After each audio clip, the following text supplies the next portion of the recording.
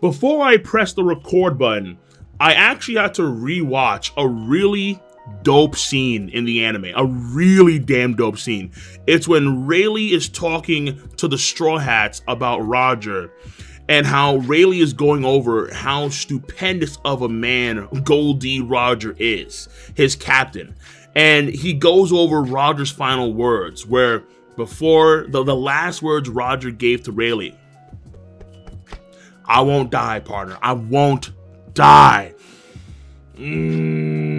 Those words are heavy, very heavy-handed. And then after that, going over Roger's final words to the masses, those famous final words, how he flipped the script on the Marines and the world government. You know, my treasure, my treasure. Boys, lads, go out there and get it. Ushering in the Great Pirate Era. And when he found out the news that Roger passed away, but also at the same time ushered in the Great Pirate Era, Rayleigh never cried as much, but he never laughed as much. He never drank as much. Scenes like that, when you go back and rewatch those scenes, and then you take those moments and then you apply them to what we know now in the current story, man, those scenes, oh, so good. Finger licking good. I mean, in themselves, they're so good. Just Rayleigh talking about Roger on Sheboygan Archipelago to the Straw Hats. Yeah, it's one of those really damn good feel-good moments. It really is. So if you have free time, absolutely revisit some of those older scenes in the anime. And also, while you're at that, make sure to follow me on Twitch, on Twitter, and on Discord. Links in the box below. When I post on YouTube, Discord will let you know immediately. Shouts to Julius. So if you have free time, once again, Twitch, Twitter, Discord.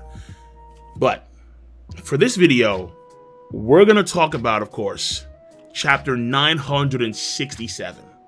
Because this chapter is one of the most iconic chapters because it pertains to Gol D Roger himself, finding the One Piece with his boys, the Roger Pirates. And then once they reach the final island, once they see what the vast treasure is, Roger and his crew laughed. That was the first thing they did. They learned of the entire truth of the world and what the Void Century was. And of course, that is the Rio Poneglyph stuff, Robin's dream. And we know, according to Tamago, that the Rio Poneglyph consists of these 9 poneglyphs. So it is very safe to assume that one of those poneglyphs, like probably like the meat and potatoes, the meat and cheese poneglyph, is probably on Raftel. Laugh-tail, let me get it right. Because after finding out about all that stuff, including what the D-Clan are and the ancient weapons are, in the face of that giant treasure, and after laughing, and then even after that stating, very important, stating that he wished he was born during Joy Boy's time, and it was a quote-unquote tale full of laughs, he dubbed the name Laugh Tale to the final island. What's very important, before we go into further details here, is this video is not about the particulars of what the One Piece is, what the final treasure is, not on the Void Century or the Will of D or the ancient weapons and so on. This is just the core fundamental reason as to why Roger laughed. But trust me, I have a lot more theories to come. All right, and shouts to Austin, by the way, big shouts to Austin. Because of him, I'm able to get a lot of things out like I want to, and we'll be covering all those in greater detail in the future in other videos. Trust me on that one. And also, what's very strange too, not necessarily, maybe not strange, but fascinating, very fascinating. Fascinating. Is that before we see that panel of Roger staring into the white, staring into what is the final treasure, the great treasure, in Odin's log with the narration, Odin states that Buggy, yeah, we know got sick, and Shanks stayed back. But he says whether it was either good or bad fortune when it comes to Shanks staying back and Buggy staying back, when they're on the heels of knowing the truth, the One Piece. How could it have been bad? How could it have been bad fortune for Buggy and Shanks to know the truth? To know what the One Piece is, the Void Century, the D-Clan, the ancient weapons. How could that have been bad fortune? So in order to answer that question and the question on why Roger laughed, let's first go back, all the way back, to the numero uno, chapter 1. Chapter 1, Romance Dawn. Romance in this case meaning what? Adventure, journey, mysticism, myth, legends, right? Great mysteries, an extravagant story of epic proportions. This, of course, is the extravagant story, the beginning of the extravagant story of the man we all know as Monkey D. Luffy. However, it is very obvious that we can make a parallel between Luffy and Roger, obviously, duh. So the romance dawn of Luffy's journey in chapter 1 is something that also Gol D Roger experienced himself. We all know when he was younger, he also wore the straw hat. And when he first met Rayleigh, he was a strapping young lad. The romance dawn applies to Roger just as much as it does to Luffy, and it applies to many lads and ladies across the world of One Piece that want to achieve amazing dreams, phenomenal goals, and learn about what is the truth of this world. And Roger's extravagant story consists of a phenomenal journey of 2 voyages. So even though we know that Luffy's story has been really, really crazy, it's honestly kind of safe to say that Roger's story is even more extravagant than Luffy's story. But to be fair, Luffy's story is not done yet. But Roger went on 2 voyages, 2. And the second one happened after he'd actually reached the final island of the New World, of the Grand Line, Lodestar. And Gol D Roger and his crew, they had circumnavigated the entire world. And he has been to the highest of islands, Skypiea, 10,000 meters above the water. He has been to the lowest islands, Fishman Island, 10,000 meters below the water. He's, as far as we know, been through so much and been through it all. Goddamn near been through it all. And yet, this fantastic, epic, amazing journey. This journey that, for the time being, supersedes even the journey of the main cast of characters. This journey came to an end. All things come to an end. And this is probably the reason why you can say it would have been bad fortune for Shanks and Buggy to find out the truth. The Will of D, the ancient weapons, Final Island, and so on. Even though I despise Buggy for getting sick, and then my boy, the strongest man in the world, Red Hair Shanks, couldn't reach Laugh Tale. The romance, in some senses, for Shanks and for Buggy, the romance is still there. At that point in time, they were really young. They were just cabin boys. And for them to find out the truth at that age, well, what else is there left, honestly, when you think about it? So, in this case, for them, ignorance is probably bliss. Just how Whitebeard, as far as we know, Whitebeard, he knows what the Will of D is from Roger after that talk on the cherry blossoms. But as far as we know, he never told Marco or Vista or Ace. He never told them, because it's up to them to find out for themselves. It is up to them to experience that romance, that adventure. They don't want to ruin what could be an amazing adventure for them, because they're older cats. The young generation still has so much to gain from exploring the world itself and finding out new things and so on. So honestly, in one way, you can say this, honestly, would Shanks be the guy that he is today if he knew what One Piece was? And the truth, I'm not too sure. He could have been worse off or better off, who the hell knows? But it is a situation where ignorance is bliss. Something very, very fascinating to think about, to really consider on Shanks and Buggy. I still detest Buggy for being an absolute scrub and getting sick when it mattered the most. When the fate of the universe, a Max Kellerman line, when the fate of the universe is on the line, Buggy failed, LeBron style. Just worst case scenario, when you get the ball, oh my goodness. He wasn't Kawhi. But in the long haul, in the long term, that could have been a blessing. So let me know your stance on that matter as well. Now, getting back to Roger himself, they did the impossible. They saw the invisible, and they fought the power. And yet, after all of that, the stupendous, marvelous, absolutely bombastic, large-in-life figure known as Gol D Roger, a man who had it all: power, fame, fortune, beyond your belief. He had fame, power, and wealth beyond your wildest dreams. A man like that who even made Chad Den, the Chad of Wano, cry.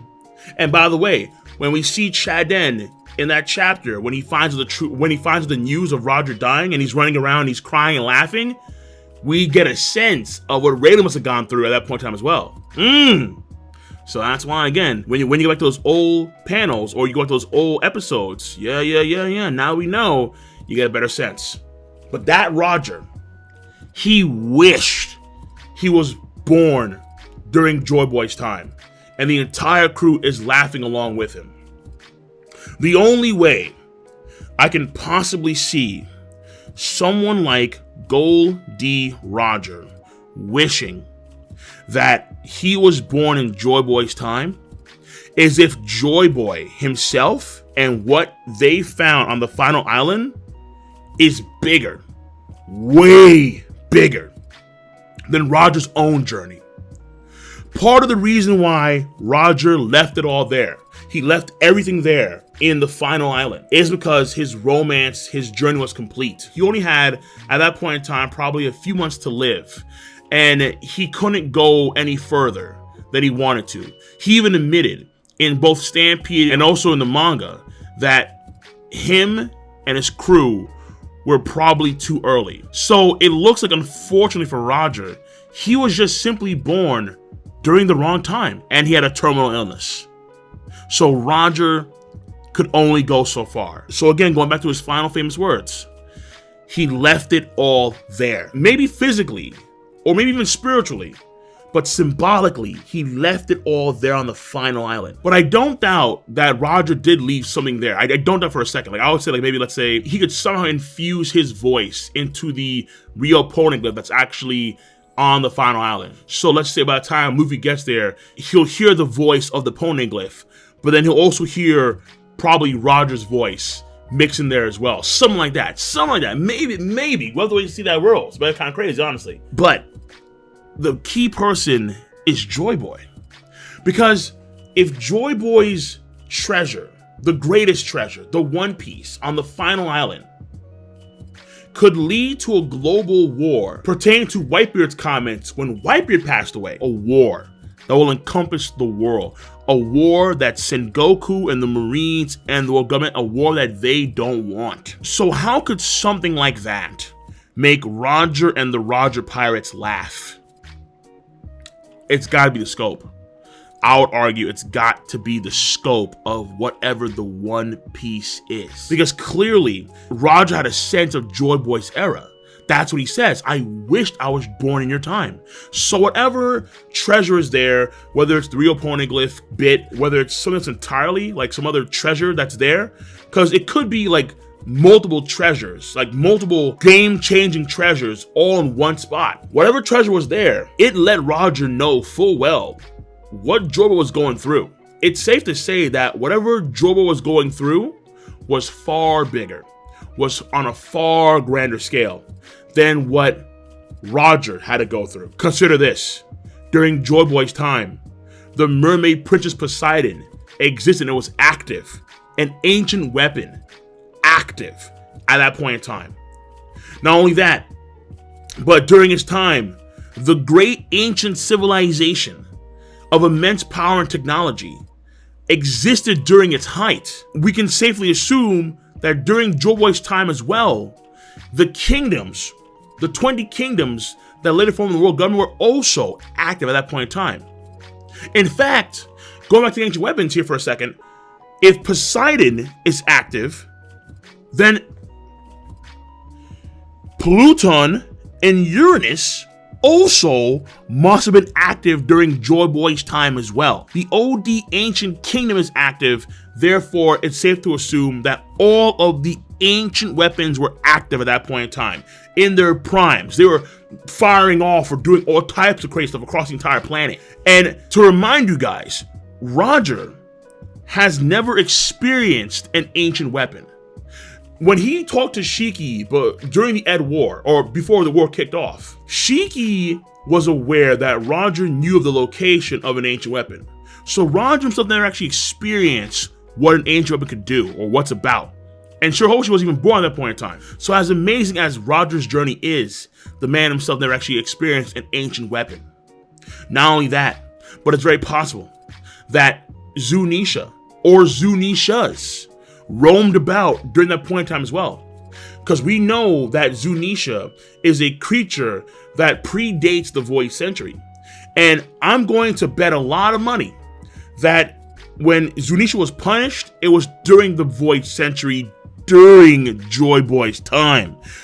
Creatures like Zunisha, imagine that, a herd of Zunisha walking about the planet. And on that note, a lot of folks theorize too that before the Void Century, or at least during the Void Century, at some point, the Red Line didn't exist. So the entire planet, it's very possible that the entire planet during Joy Boy's time also looked completely different. What's also very possible too is the continent pullers, like Ors, right? Those guys we know existed, 500 plus years ago. But giants we know have a very, very long lifespan. And so it's very possible that super giants like Ors and the continent pullers, if regular giants have long lifespans, then the continent pullers may have had even longer lifespans than the regular giants. And if that's the case, then those guys could have also been active and roaming about during Joy Boy's time as well. What Joy Boy was dealing with was probably something genuinely global at the bare minimum. And trust me, we'll get other. Whoa, the potential is literally out of this world. Literally out of this world when it comes to what Joy Boy could have been dealing with. But that's for other theory videos in the near future, I guarantee you that. We'll keep it planetary for now. Trust me. We'll keep it planetary for now. All right. I need to hold my load first. Just cock it back for a second. God damn. Just don't pull the trigger just yet. Safety on. God damn. What the hell did you just say? What Joy Boy was dealing with had to be at the bare minimum planetary. At the bare minimum. And Roger's adventure, for as stupendous and as great as it was mainly just focused on the Grand Line, the New World. The man circumnavigated the planet. Grand Line, New World. That's small. That's what she said. Compared to the entire planet at large, which is probably what Joy Boy was dealing with, that's real small. You can say it's very similar to Mihawk and Zoro. When Zoro found out about the true power of the world's strongest, as Mihawk said, he was like a frog in a well. In this case, I would argue that Roger found out and the crew found out that they were simply frogs in the well. What they had gone through, what they had experienced, their crazy epic adventure, the world itself that they had experienced, Skypiea, Fishman Island, the whole Kinkaboodle, that was small. Very small. And that's why they laughed. They laughed. Roger laughed so hard he was tearing up. The other boys were on the ground just bawling. Because for all the things that they did, Joy Boy must have done at least 15 times better. And that is the irony of it all. The truth, ancient weapons, Will of D, the whole Kinkaboodle must have been on a far greater scale than what Gol D Roger could ever accomplish. And in that way, it's sad. But at the same time, it's so ironic. And it is pretty funny. Honestly, you just can't deny it. Where it's like, we thought we were big boys. We thought that we were big fish in the ocean. No. Your ocean was simply a puddle. It reminds me a lot of Hunter x Hunter, where we find out how big the world really is come the end of the anime. And it's like, wait a minute, what? No. Oh, damn. Even though Roger's story ended, you can also have hope for Luffy and his story, because you know that Luffy's story is going to surpass Roger's story. You know for damn sure. It's going to be bigger, crazier, better than Roger's story. But that's it. Let me know what you think on why Roger laughed. That's my take. That is the truth that I can recognize on why Roger laughed. It's Joy Boy. Joy Boy is the key. And I'll catch you guys and gals later. Be sure to rate the video. It is not that hard to do. I guarantee you that, because I know that you all have a device called Zamaosu. You use Zamaosu to click, rate the video, to click, subscribe, to click on that bell to join the squad. And of course, as always, feel free to please do comment in the comment section down below. Peace. And have a nice goddamn day.